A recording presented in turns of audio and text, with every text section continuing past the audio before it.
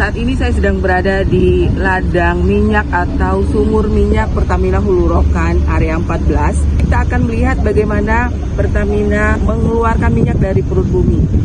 Pertamina Hulu Rokan merupakan wilayah penghasil minyak atau penghasil migas di Indonesia. Bukan hanya catatan di dalam kertas, tapi ini merupakan bukti nyata kontribusi Pertamina dalam menjaga produksi minyak Indonesia. Untuk lebih jelasnya, mari kita tanya-tanya langsung dengan pihak Pertamina. Ini pengalaman pertama saya meliput di sumur minyak yang ada di Kabupaten Bengkalis. Saya di sini sebagai senior field operator di FOD 5. Seperti apa pengalamannya, Pak? Ya, pengalaman saya di sini sejak operator lama sampai sekarang saya berada ditempatkan di offload. Ya, offload itu di lokasi area seperti ini. Jadi pengalaman saya tantangannya cukup banyak lah, Bu ya. Jadi mulai dari cuaca, kemudian mulai dari alam, faktor alam sendiri yang ya kadang-kadang bisa bersahabat, kadang-kadang bisa bertolak belakang sama kita. Nah, itu tantangan tugas. Jadi fasilitas kita di sini cukup beresiko. Jadi bagi Bapak Ibu yang baru berkunjung, makanya kita ada briefing dulu supaya saat Bapak Ibu memasuki fasilitas kami pastikan keselamatannya, masuk selamat dan keluar dengan selamat. Jadi Mas Dwi seperti apa menghadapi tantangan itu? Ya, yang pastinya kita harus mematuhi peraturan yang berlaku di PHR ini. Terus kita juga belajar. Jadi penting bagi kita semua jika memasuki suatu fasilitas atau area mematuhi aturan, dan bagi saya sendiri sebagai operatornya saya harus tetap belajar untuk menutupi kekurangan saya. Mas dulu langsung jadi operator atau dari mana dulu? Iya, pertama berkarir di sini. Iya, dulu sejak 2009 saya berkarir langsung sebagai operator dan saat ini sebagai senior operator. Pak Dwi, itu kan tembus ke bawah berapa meter, Pak? Bisa sampai minyak tuh, Pak. Kalau di sini hitungannya feet, Bu. Pipa-pipa itu? Iya. Berapa batang pipa itu, Pak? Oh, panjang, Bu. Panjang, Bu. Sekitar berapa ya? Ada mungkin 1000 feet dalam. Jadi bukan kayak sumur rumah kita ya. Sumur rumah kita mungkin 60 meter sudah keluar air. Kalau ini ratusan, bahkan sampai 2 kilometer. Jadi dalam ke bawah tanah. Tapi di Durifil ini sumur yang paling dangkal.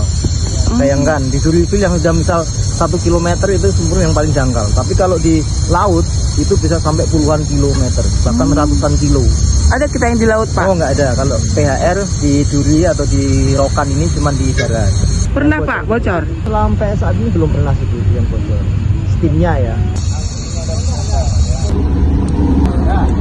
Ahmad Rianto, jabatan saya sebagai Superintendent Field Operation Duri 5 yang membawai area 11, 12, 13, dan 14. Bapak udah berapa lama, Pak, mengabdi di sini? Saya sejak 2009, 15 tahun, 16 tahun lah ya. Apa suka dukanya, Pak? Suka dukanya jauh dari keluarga. Enggak, jauh dari keluarga besar ya. Saya karena merantau di sini dan ya asik sih sebenarnya kalau di sini ya, karena ini kan diversitinya cukup banyak ya, dari sisi suku, kemudian juga bisa melihat hutan masih ada di sini, itu sesuatu yang cukup menyenangkan juga di sini. Pak, di sini kan banyak nih hutan-hutan, gimana marga satwa di sini? Ya betul, jadi di sini memang masih banyak ya, kita lihat monyet-monyet, kemudian hewan-hewan yang lain, burung, itu masih cukup banyak di Durifil ini ya. Ada beruang, ada harimau. Kita tetap memperhatikan dari sisi pohon-pohonannya maupun satwa-satwa yang ada di sini. Oke, tadi kita kesini tujuannya untuk melihat ini ya, teknologi steam flood ya, Pak. Jadi kalau kita lihat yang mana ini, Pak, pipanya? Kalau yang pipa steam yang warna putih itu. Yang warna putih itu ya. Injeksi yang sebelah sana. Itu untuk injeksi steam. Tapi kalau yang di sini ini adalah sumur produksi. Jadi Produksi. pompa Anggo ini produksinya ada dua ya, ada yang casing sama cubing. Yang cubing ini produksinya minyak berat, sementara yang casing ini ada campuran dari minyak ringan dan air ya di sini ya. Ya, Pak, kayak mana tuh menghasilkan steam fluid? Caranya ya memang harus diinjeksikan steam ke dalam sumur injeksi itu. Kemudian steam itu nanti akan menyebar di dalam reservoir.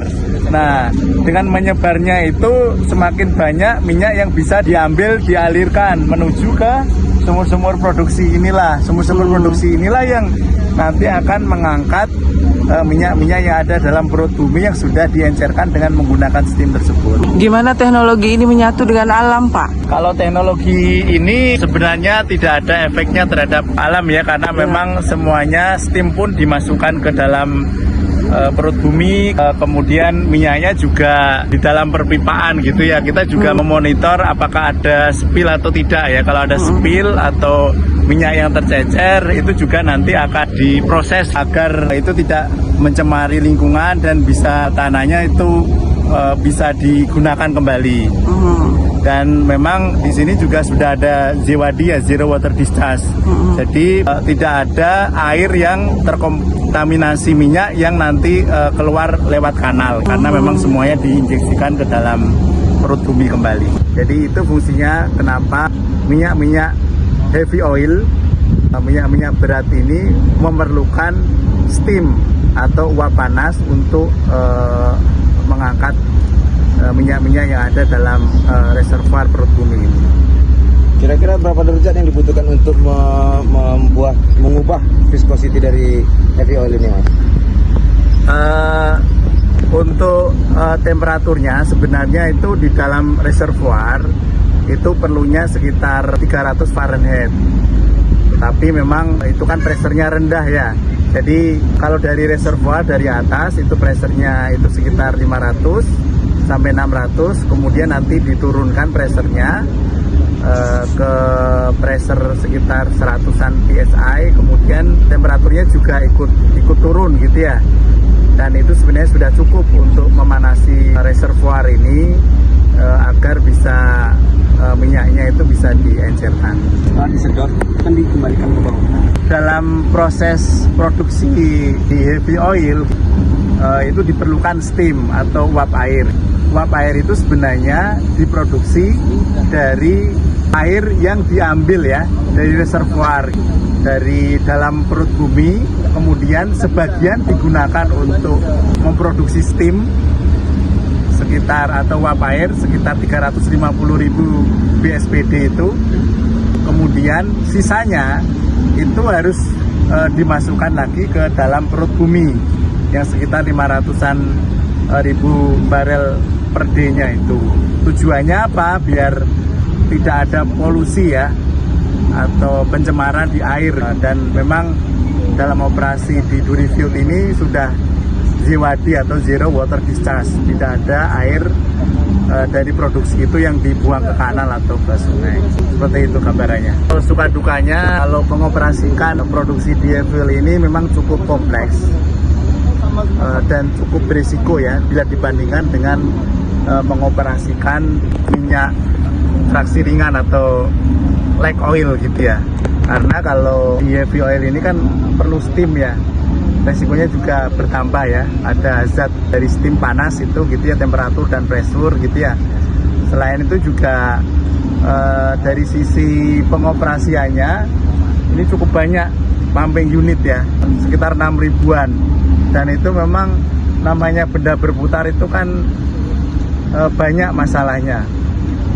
Selain dari pumping unit juga benda berputar, juga masalah di dalam reservoir itu juga cukup banyak juga, sehingga memang cukup banyak juga aktivitas proaktif job yang ditujukan agar apa produksinya itu bisa stabil, produksinya itu tidak turun secara signifikan.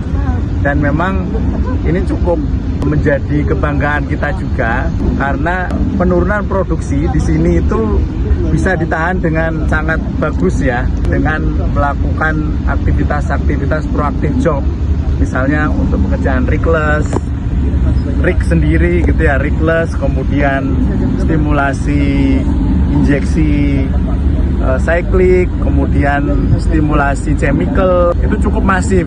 Jadi memang pekerjaan di Duri Field ini cukup, boleh dikatakan cukup banyak dan cukup agresif lah ya, untuk yang tujuannya agar produksinya itu bisa dipertahankan. Noduri Development atau pengembangan di Noduri 14 ini adalah proyek yang dikerjakan dengan membuka areal baru ya.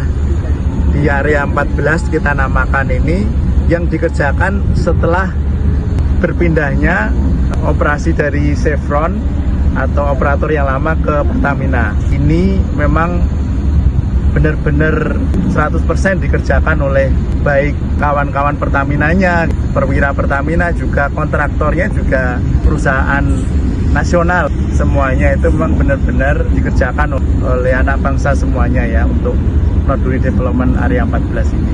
Dan untuk P1 ya, untuk P2 dan selanjutnya insya Allah juga akan dikerjakan oleh perwira dan mitra kerja dari anak bangsa semuanya. Perbedaan heavy oil sama metode konvensional. Kalau heavy oil kan memang membutuhkan steam untuk memproduksi minyaknya. Untuk area 14 ini memang yang di fase 1 ya, dari 81 sumur produksi, 27 sumur injeksi, itu diharapkan produksinya di 6.500 barel oil per day, estimasinya di akhir tahun 2027. Kalau sekarang ini memang produksinya masih 1.000 sampai 1.100 ya barel oil per day. Tapi dengan bertambahnya injeksi, kemudian maturity dari reservoir itu, nanti akan produksinya akan bisa naik ya dalam 2 tahun ke depan. Pak, ini kan area yang ke-14, berarti ada 1, 2, 3, dan sampai 14 ya Pak ya. Total semuanya berapa Pak sumurnya? Kalau total sumur produksi yang aktif itu di sekitar 6.200 sumur produksi ya. Kemudian kalau sumur injeksinya yang aktif sekitar 970 sumur injeksi steam yang ada di Duri Field ini. Dengan Total sumur itu semua bisa memproduksi berapa? Ya, kalau dengan total 6.200, sekarang produksinya sekitar di 44.000 sampai 45.000 barel oil per day. Dengan adanya area 14 ini ada penambahan berapa Pak? Kalau area 14 sendiri sekarang ini di 1.000 barel sampai 1.100 barel dari 81 sumur ini, dan harapannya nanti akan bisa naik ya seiring dengan bertambahnya injeksi. Wilayah Hulu Rokan salah satu daerah penghasil minyak atau migas terbesar juga di Indonesia ya Pak ya. Betul. Wilayahnya di mana aja selain di Duri? Selain di Duri, kalau di heavy oil itu ada di Kulin sama Rantobais, Kabupaten Bengkalis dan Kabupaten Rokan Hilir. Sementara untuk yang minyak-minyak yang fraksi light oil itu juga ada di Minas, ada di Kota Betan, Kota Batak, Petapaan, kemudian ada juga di wilayah-wilayah di Bekasap gitu ya, di Rokan Hilir, seperti itu. Pak Yanto, ini di sini harus pakai seragam seperti ini ya? Iya dong Bu. Kenapa?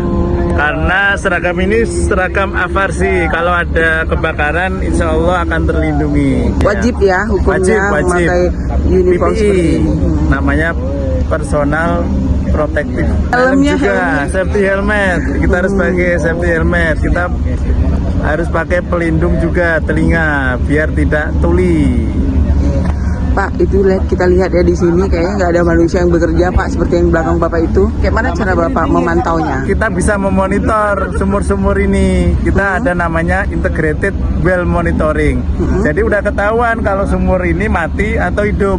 Jadi kalau sumur ini mati, operator akan datang ke sini untuk mencari masalahnya apa. Kalau ternyata aman, bisa dihidupkan kembali. Pak Rianto, kita sering kalau lewat di jalan-jalan besar itu ada pipa-pipa besar. Pipa apa tuh Pak? Jadi pipa besar itu pipa header atau pipa pengumpul. Jadi yang dari sumur-sumur itu masuk ke koridor-koridor, setelah itu dikumpulkan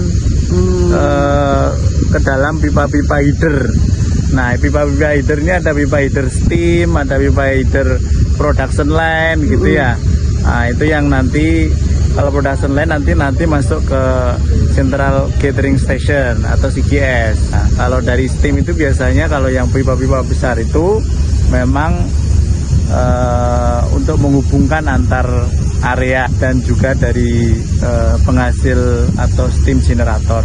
Bisa dipastikan yang ada pipa-pipa itu adalah daerah-daerah penghasil migas juga ya? Ya, yang dilalui ya, yang dilalui oleh, itu. Ya, yang dilalui oleh sumur-sumur.